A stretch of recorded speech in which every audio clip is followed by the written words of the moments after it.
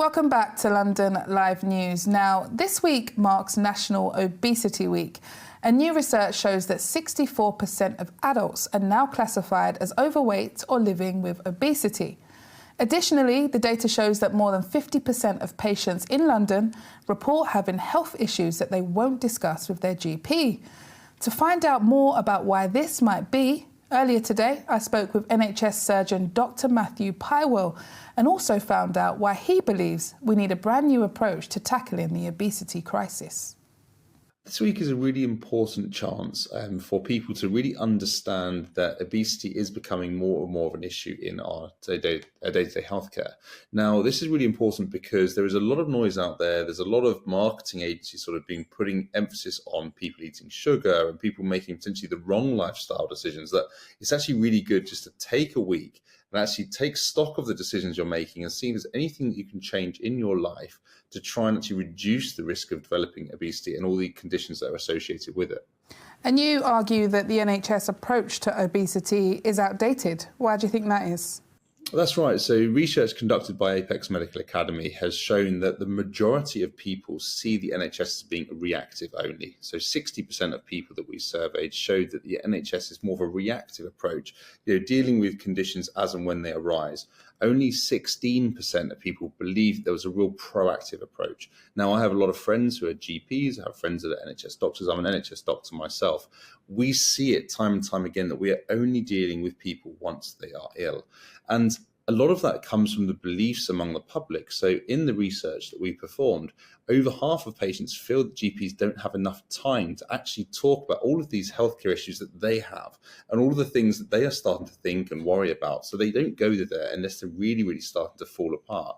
So there's less of this proactive sort of MOT type approach that we do with our cars and with regular things that we look after. And we just don't look after our bodies enough. And to have that is a really, really good approach when we go forwards. And how do you think, just building on that, that we can be more proactive rather than more reactive? Absolutely. Well, I think communication is a real key issue here. So in our research, only 53% of patients avoid discussing health concerns with their GP. So it's really trying to get the public to open up and really trying to educate them about this. So education is one of the fundamental things that we can give both to practitioners, but also to the public. And the reason for that is that the noise that's out there from marketing companies, from big companies who are relying on people and their cravings on sugar and fatty foods like fast food, sugary drinks and so forth. There's so much noise out there regarding that. But then also when you come to the health and wellness industry, there's even more noise and more snake oil and all of these things that are claiming this diet will do that, this supplement will do that. And it's really hard to actually cut through that noise and understand what changes to make in your life to reduce your risk of obesity, but also the conditions that obesity causes like cancer, dementia, heart attacks, liver disease. And I just want to pick up on that quite quickly because there are a lot of miracle cures out there. You know, there are people saying if you take this, it will make you slimmer. If you take this, it will make you more healthy. Just generally across the board, you know, what are your thoughts? So what would you say to people that are considering those remedies? So it's really, really hard. So it comes down to that saying, give a man a fish and he'll eat for a day, give him a fishing rod and he'll eat for the rest of his life. Now, I realise the irony of that, we're teaching people to potentially eat less, but the importance is still there. If you are really interested in actually trying to reduce your weight, rather than going to another company that really, if we're honest, doesn't benefit from you actually losing that weight, they just benefit from you trying to lose that weight, actually educate yourself. Find reliable sources, understand the fundamentals behind weight loss. So why is a certain diet popular? Why is a certain approach popular? We look at the science behind it and we convey that in a way that the general public can understand. So by educating yourself, then you can make your own decisions and create your own plan for your own lifestyle. So rather than taking an already made one set of plans for a patient, actually creating your own thing with your own education means you're going to be much more likely to stick to it. And if things do go wrong, you'll understand what you can do to get back on track. So in a nutshell, Dr. Matt, what needs to be done directly to tackle this obesity problem that we're having? There needs to be a couple of things that needs to be done. The main thing is from switching from that reactive mindset to proactive. And now that goes from everything. That goes from policymakers and the upper levels of government all the way down to the average person who is deciding whether or not to eat an apple or a chocolate bar. So it goes all the way down. So as I say, people are still thinking in a reactive way. Doctors are still thinking in a reactive way. The government is still thinking in a reactive way. What we really need to do is start thinking, what can we do now so that wheels don't fall off the bus as we get older? Do we have any ideas of what those things could be at this stage? Yeah, absolutely right. There's so much out there, and it's so much that we just don't have the time and the resources to give in the NHS. But there are so many research articles out there. So I'll quote one article, for example, published in The Lancet in August last year, that showed 14 reducible risk factors for dementia. So 14 things that you and I can do today to actually reduce the risk of developing dementia as we get older.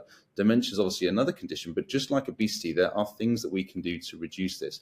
And it's just knowing what those are. And it involves ignoring all of the marketing and the noise and the snake oil salesmen that are out there and actually looking at the evidence. And that's what we've done at Apex Medical Academy, is we've looked at the evidence and distilled that down into easy to understand courses and things for people to educate themselves on this important topic.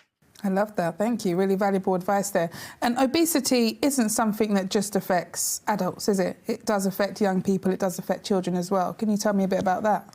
Yeah, this is an issue dear to my heart. I've got a 2-year-old and a 4-year-old child at home, and keeping them away from sugar, or trying to keep them away from sugar, is really, really hard. Sugar is everywhere for children.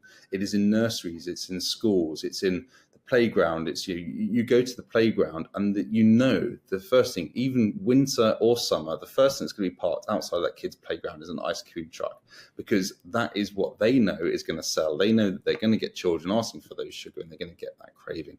Now, we've got to be so careful as parents, because sugar, if refined sugar was discovered now, it would be classified as a drug, because it has the same dopaminergic release in the brain that causes addiction that drugs do. And we have to therefore be really careful as parents, because we can actually have a really big opportunity to reduce the reaction that our children get to this sugar, so that they don't get completely overwhelmed by this sugar intake. And that's been led to lots of different conditions, such as ADHD, and autism has been linked to it, but also other conditions, including childhood obesity. Now, I work in the NHS as well, and I work with colleagues who are actually performing operations on children called gastric bypass operations. They're actually doing bariatric surgery, weight loss surgery on children as young as 16 years old. And this is a real dilemma, because it's only going to get worse if things don't change. There's so much access to sugar nowadays that we just have to really be on it as parents to try and educate our children as they grow up in terms of the chemicals and the addiction profile of sugar, and treat them to use it only as a reward every now and then as a treat, rather than just the mainstay food that they have.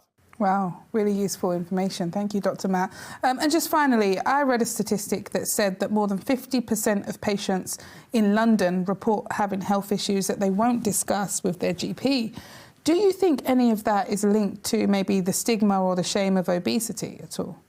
I think it is, and it is hard. And even when we have patients that I treat and we successfully lose their weight, and they've had the weight kept off for years, they are still very reluctant to talk about that experience, because they are ashamed of the fact that they were obese. And it is still very much that concept of fat shaming someone. And it's very, I want to be very clear, we are not fat shaming someone.